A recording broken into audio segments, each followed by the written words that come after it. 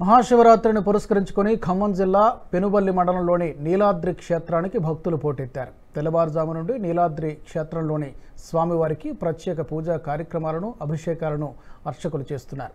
నీలాద్రి క్షేత్రంలోని నీలాద్రీశ్వరుడిని మంత్రి తుమ్మల నాగేశ్వరరావు దర్శించుకున్నారు. మహాశివరాత్రి సందర్భంగా నీలాద్రీశ్వరి ఆలయ దర్శనానికి స్వామి దైవాల్లో వచ్చే అవకాశం వచ్చింది.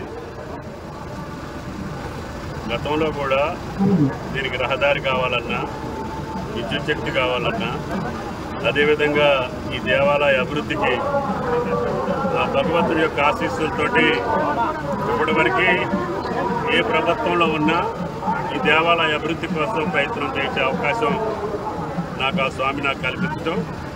ఇప్పుడు కూడా ఈ ఉత్తర ప్రాకారం కూడా శాంక్షన్ చేశాం.